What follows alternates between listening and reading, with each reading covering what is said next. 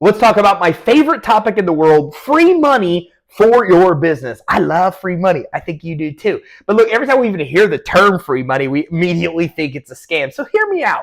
Okay, what I'm going to talk about today is grants. I want to talk about how you can use grants to get free money to be able to fund your business. So you're probably more than likely enough familiarity with grants to not think that this conversation is a scam. So let's talk about what grants are, how they work, and how you can truly tap into grants to get free money to be able to grow your business. So there's a lot of different ways you can fund a business, but most of those ways fall into two different categories. There's debt and there's equity. So debt is like loans and credit cards and credit lines where you're taking on debt. You owe an interest rate. You usually owe some kind of fees. Then there's venture capital, angel investing, or what we call equity investing. And this is where you can get money from private investors that want ownership interest in your business, but you're not taking on debt. They just want you to eventually exit the business, and that's how they make their money. Almost all kinds of financing fall within those two categories. Then there's kind of like outliers. And an outlier, for example, is grants. It's not really in either one of those categories. Now, there's a lot of benefits of grants. Most importantly, it's money that doesn't have to be paid back. You're not exchanging equity ownership in your business. You're not taking on debt either. It is free money that is yours that doesn't have to be paid back, and you're not bringing in an investor that you have to answer to like you would if you're bringing in a venture capitalist. The other nice thing about grants is that a lot of business owners can get them, even when they can't get other kind of financing. Your business might not be set up where you can get any kind of loan or credit line right now, but you can still go in and get grant money. So money that almost any business is able to get that doesn't have to be paid back sounds pretty good. So why don't most business owners go and get grants? Well, the short answer is that most don't really know what grants are, how they work, or even where to go about getting them. And these are things that I want to talk about right now so you know everything you need to know to successfully secure free money from grants. So let's dive in. So first of all, grants are designed to incentivize something. It's why they exist. Now, typically they incentivize one of two things. The first thing they incentivize is growth of an industry within an area. So for example, I'm from Indiana. Okay, Indiana wanted to bring in these wind turbines because it's flat, so there's a lot of wind, to be able to like offset the cost of power, right? So what they did was they provided all these grants to these wind turbine companies, bringing these wind turbine companies in, and now when you go back to my hometown, you just see all these turbines that were never there when I grew up. Okay, that's an example of them incentivizing an industry in an area. They want wind turbines to come in. They use grants to incentivize those companies to come into that area and do that thing. The same thing with like Amazon, right? Everybody wants an Amazon headquarters because an Amazon headquarters means a lot of employees, and a lot of employees means a lot of people increase in the community, and that increases taxes. So these communities, these states will incentivize Amazon and compete with other states and communities to try to bring them in. And they'll use grant money as one of the tools to be able to do that. So these are examples, but grants oftentimes incentivize growth of an industry within an area.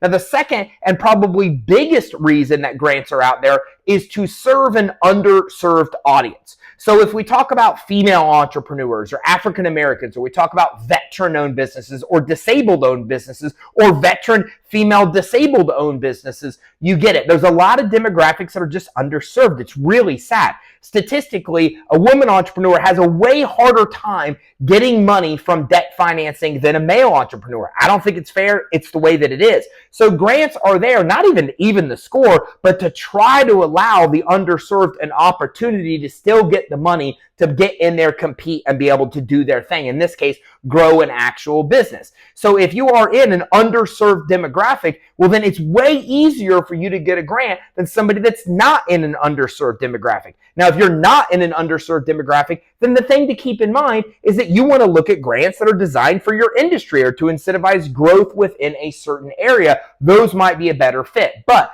grants have a purpose. They incentivize something, and typically it is one of those things. Now, a lot of grants from private companies is to incentivize innovation. So for example, FedEx or UPS might roll out a grant, and what they're looking for is it might be a competition about who might have the best idea to improve shipping channels or shipping methods. And what they're really doing is they're going out and crowdsourcing information from the country, and then they're financially rewarding somebody that has the best idea. Then they typically implement and take those ideas and save millions, if not billions of dollars. So there's always a other purpose to grants. We might think it might sound too good to be true because it's free money, but they are specifically designed to incentivize. And if you think about it and you look further into it, you'll realize that every grant you look at is incentivizing something. So now that you know what grants are for, let's talk about the type of grants that are out there. So the grants are out there, the majority of them are offered by the actual government. So we look at the federal government, then we kind of come down to the state government, then we look at the local government,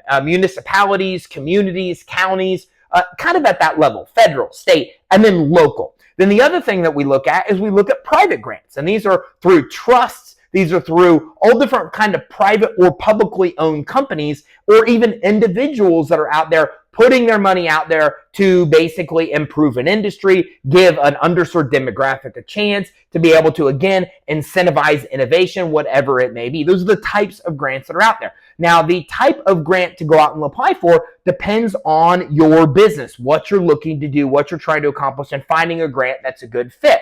So where do you find these grants? Two best places to go. On the privately owned grants, you just have to keep your eyes and ears open. Right now, as I'm filming this, Venmo has a grant out right now. By the time you see this, it's not even going to be here. It's a $20,000 grant, and you just have to have a business that's generating some revenue to be able to actually apply, and you may actually be able to get done. So these come and go, right? They had this last year, it'll be gone. Now it's here this year, it'll be gone. These privately owned grants come and go. Sometimes they're there every year, but you just have to keep your eyes and ears open. For the majority of grants, the federal grants, you want to go to grants.gov. Grants.gov is the biggest source of grants that you're going to find. There are thousands, if not tens of thousands of grants available on grants.gov. And you can also use grants.gov to do detailed searches and really narrow down the right grant that is the best fit for you. Now, for local community grants and state grants, you want to go to GrantWatch. GrantWatch is the best source for these kind of grants. And again, like grants.gov, you're able to break it down. You're able to go in there and really search for something that is a good fit for you. Now, that's the first step. You got to use these kind of resources to do a little bit of research, whether your virtual assistant does it, you do it, somebody else does it for you. You've got to do some research to find the right grants to apply for. Now, they all have different application processes, but once you gather what one needs, you probably have 80% of what another one needs. So the first step is to go and use those resources to find the right grants for you. 2, 3, 4, 5. The next thing is to actually follow their instructions and go in and apply by giving them everything that they actually need. You need to fill out a detailed grant proposal. They're going to tell you what you need to be able to do this, and they're going to give you everything you need in information to be able to fill out that grant proposal the right way. Oh, and by the way, having a business plan will help you here. So follow my other training on writing a business plan, because that business plan is going to have a lot of what's asked for on that grant proposal. So if you go in and have a business plan, you're probably already 70% through the actual process of being able to get all the information you need to apply for that grant. Need help along the way? Let us know. We actually have a free grants course. We don't even advertise. I don't even remember the URL. Maybe somebody on my team is going to edit this and drop it right on this video. Maybe not. Nobody knows. It's a nice thing about running a business. It's going to be a surprise for all of us. But let us know at creditsuite.com. We help you get money to grow your business by improving your fundability, building your business credit, and get financing. So if we can help you along the way, let us know. We can help you find the right kind of financing for your business, and we can even get you access to our grant course that maps out everything you need to know about securing grants. So make sure you tune in right here, like and subscribe. And if you got value from this training, keep your eye out for my next training where I talk about more cool ways to get the money you need to start and grow your business.